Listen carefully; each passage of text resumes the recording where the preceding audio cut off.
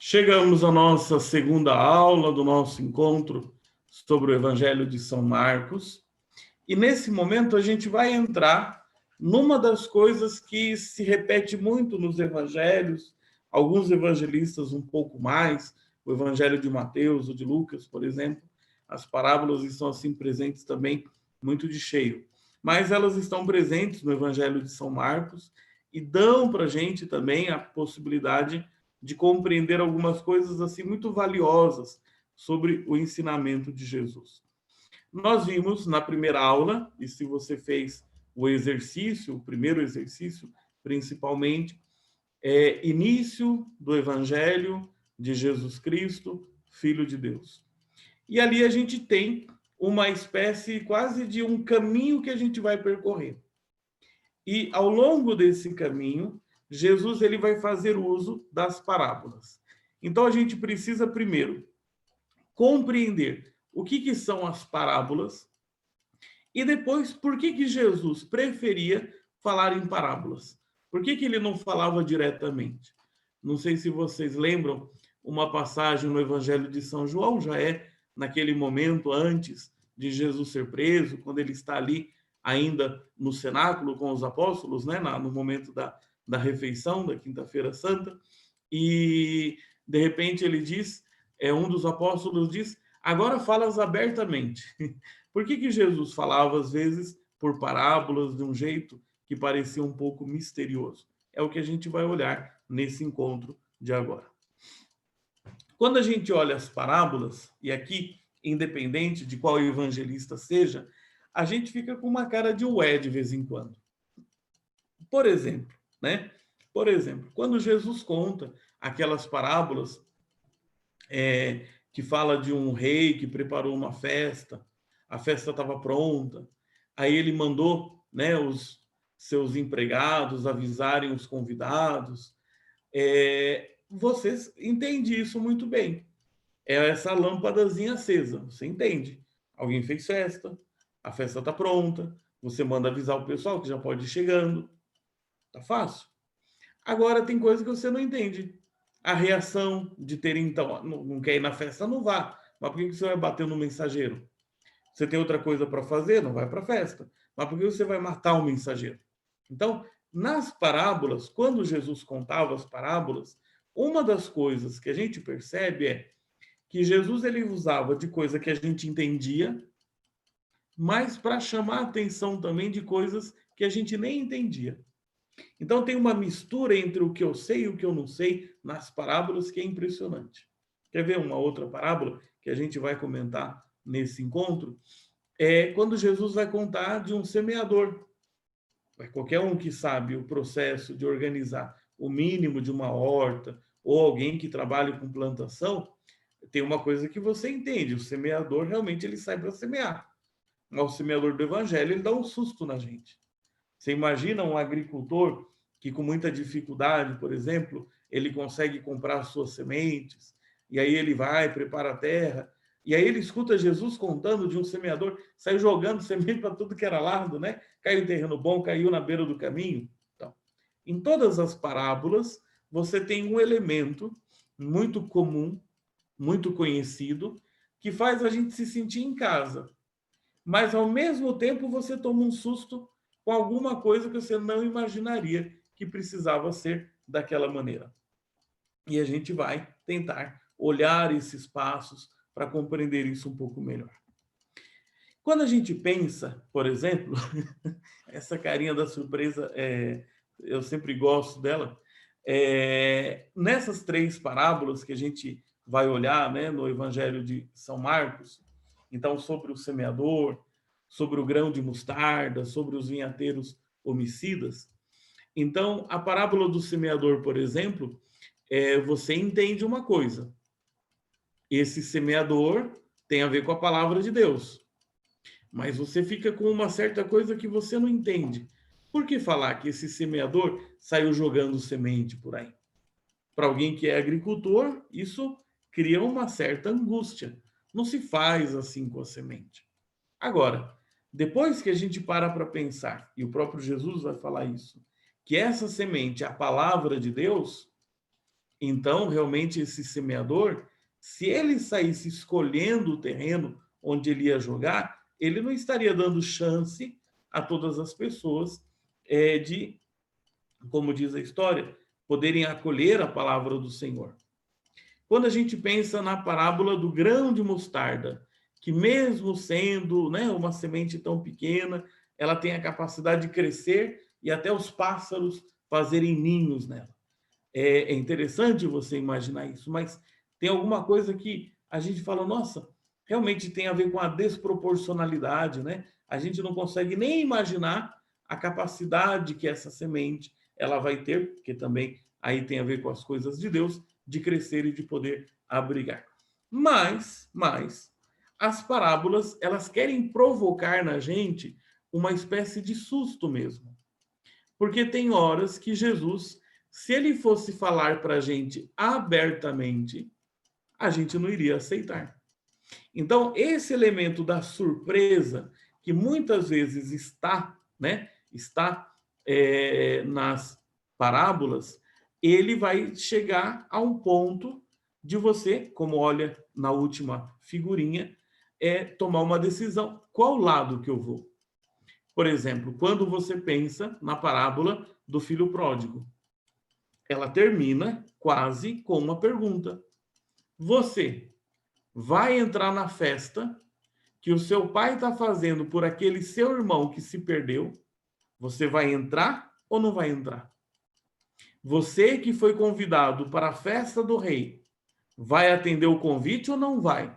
Ou vai ser só mais um que vai apedrejar, vai maltratar os mensageiros que vão até você? Então, as parábolas, elas dão aí uma espécie de oportunidade para que Jesus falasse com as pessoas, pudesse anunciar o evangelho para quem estava ali, talvez uma situação um pouco de resistência.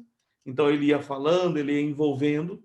Na hora que dava aquele clique daquilo que é o estranho, o diferente, era o momento que vinha a pergunta. E você agora? Você vai decidir o quê? Você pretende fazer o quê? Por exemplo, a parábola do semeador.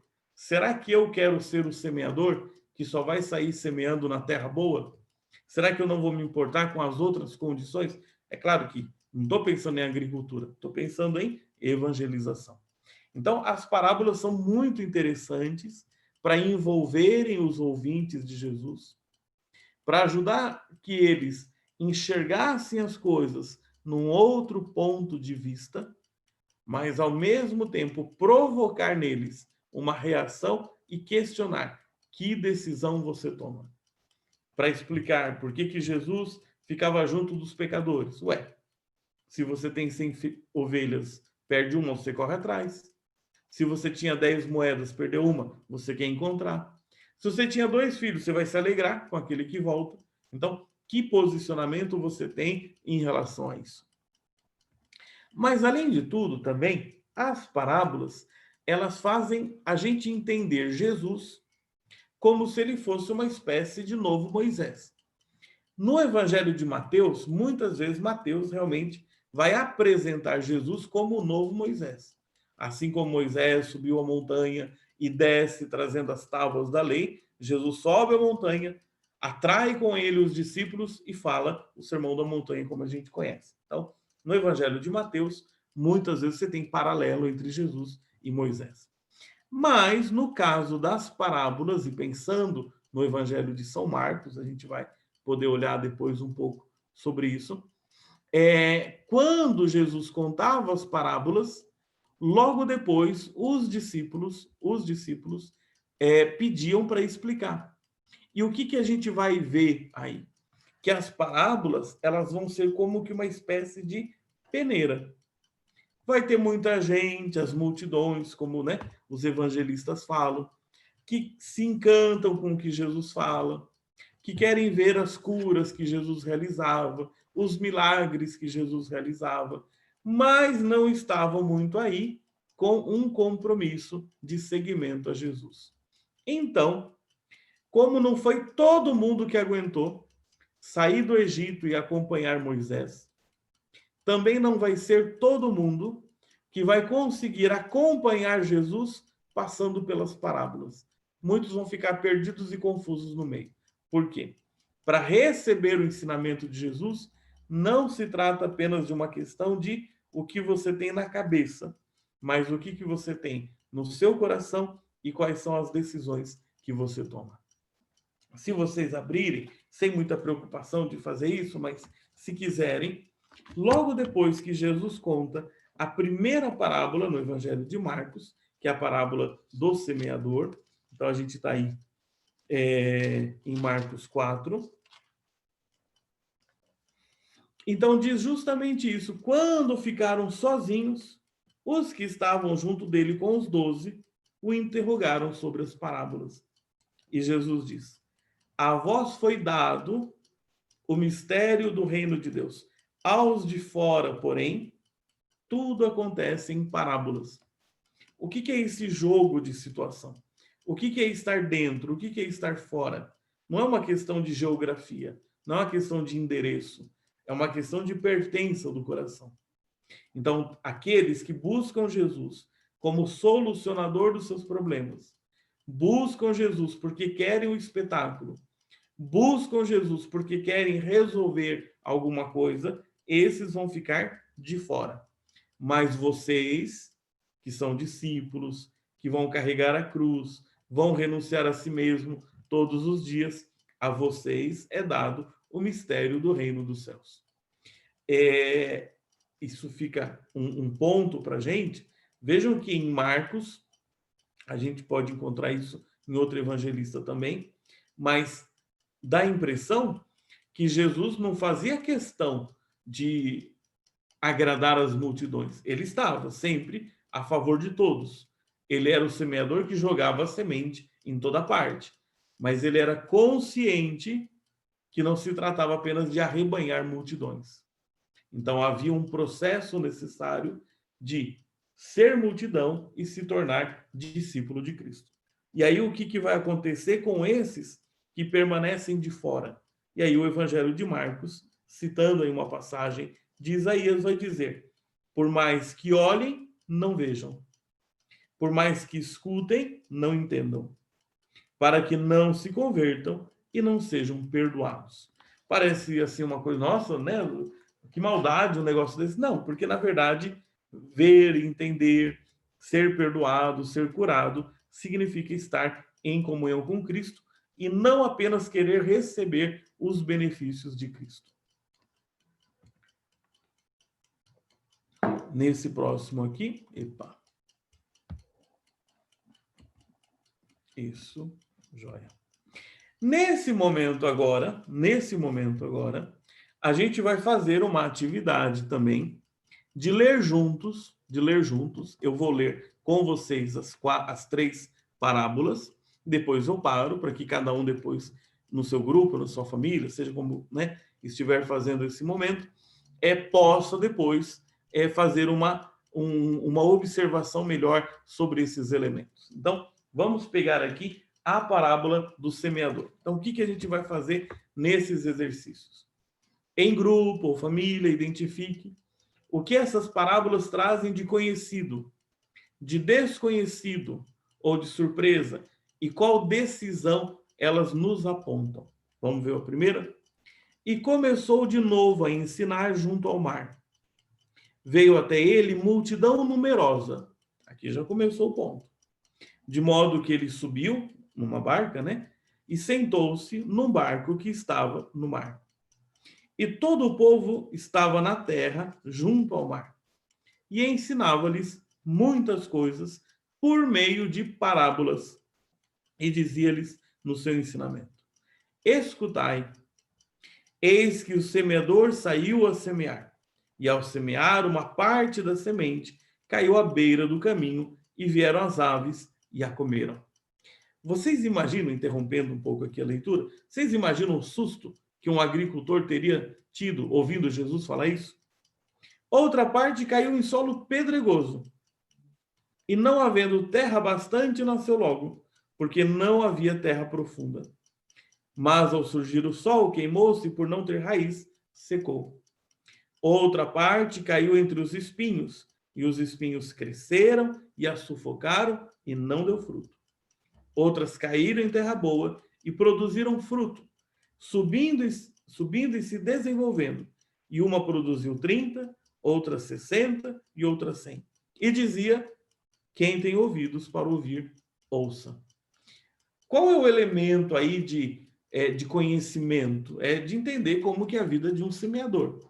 Então, as sementes são poucas, o dinheiro para comprar é pouco, você espera que o máximo de semente dê o resultado, dê o fruto, nasça a planta, ou para ser vendido, ou para ser alimento. Então, quando você escuta que esse semeador saiu jogando a semente por aí, você já começa a perceber como Jesus vai provocar. Provocar por quê? Porque ele vai comer com os pecadores, ele vai dar atenção a todas as pessoas, ele vai fazer com que o reino de Deus se apresente a todos. Cada um depois vai ter que passar aí por umas boas peneiras que vão indicando decisões importantes. Aqui, talvez, quando a gente pergunta esse aspecto da decisão, qual que é a decisão que chama a gente aqui? A decisão é: Deus vai jogar na minha vida a semente. O meu coração está preparado para ela? O meu coração está em condições de acolher essa semente e deixar que ela produza os resultados necessários? Segunda parábola que a gente vai ver, a do grão de mostarda. Está aí na mesma parte, né? Capítulo 4, do 30 e seguintes. E dizia: com o que compararemos o reino de Deus?